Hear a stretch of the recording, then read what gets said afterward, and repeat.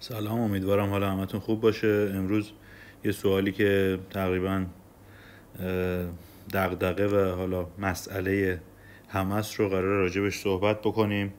اونم اینه که فرق نود با نویز چیه. یه بار دیگه فکر میکنم، البته ما یه ویدیو گذاشتیم، ولی خب یه بار دیگه من میخوام به صورت تئوری و حالا چند تا نمونه کوچیک تو چارت بهتون بگم دیگه. باقیش با تمرین و حالا دید شما تو چارت به دست میاد. یعنی چارت رو باید بیشتر از حدی که فکر میکنید نگاه بکنید و زیر نظر داشته باشید و بررسی بکنید.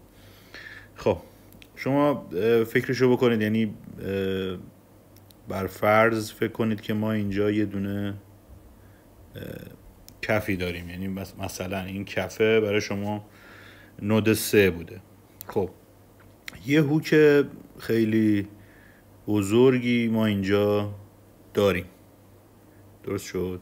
پس ما اینجا یه دونه هوک داریم. خب این بین، حالا من رنگ رو عوض بکنم که بهتر بتونید تشخیصش بدید. حالا این بین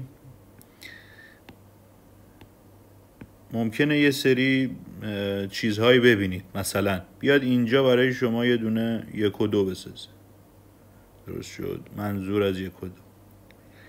و بیاد بالای این دوباره برای شما یه دونه 1 و 2 بسازه. کدومش نوده، کدومش نویزه؟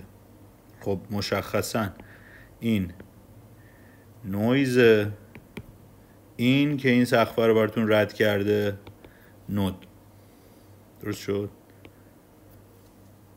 ما اینو باید بشماریم و تریدش بکنیم، نه اینو، درست شد؟ پس شما یه روندی داشتی، به 3 رسیدی، هوک داری، یعنی روند چرخیده دیگه. یعنی شما 1 و 2 و 3 داشتی، روی 1 و 2 و 3 شما یعنی روی 3 شما برای شما هوک درست کرده.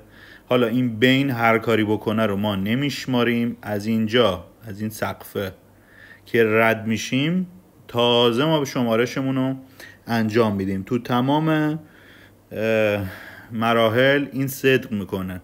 یعنی شما وقتی یه روندی شروع میشه تا نود بالای نود بعدی نیامده یا پایینش نیامده رو نمیشماریم. یعنی چی؟ یعنی همین که تو جزوه هست، 1 2 3. این 1 2 3 اینجوری نیستش. مثلا بیایم اینو بشماریم 1، اینو بشماریم 2، اینو بشماریم 3. خب این غلط، این درسته. چرا؟ چون 1 2 و 3 به ترتیب. 2 پایین تر از 1، 3 پایین تر از 2، اینجا 2 بالاتر از 1، 3 بالاتر از 2، درست شد؟ پس اینا رو لحاظ بکنید. حالا نمونه شو من تو چارت بهتون نشون بدم. یه نمونه ببینیم ساده پیدا بکنیم. ببینید شما اینجا یه بالاخره نودی داشتی، یه هوکی داشتی، متوجهی؟ اینجا شما یه دونه نود داشتی. خب قبلش چی داری؟ یعنی قبل از این که ما بخوایم بریم بالای این سقفه شما یه همچین چیزی داری. اینو میشماریم؟ نه. چی رو میشماریم؟ اینو میشماریم، درست شد؟ خب دیگه مثال براتون بیارم.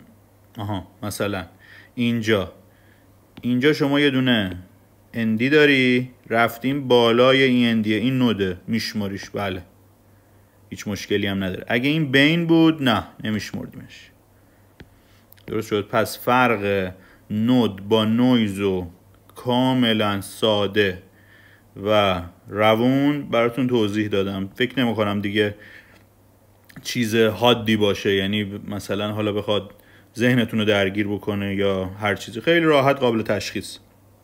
امیدوارم که لذت برده باشید. جلسه بعدی هم به زودی براتون آماده میکنیم و مخلصیم. امیدوارم که نهایت استفاده رو ببرید.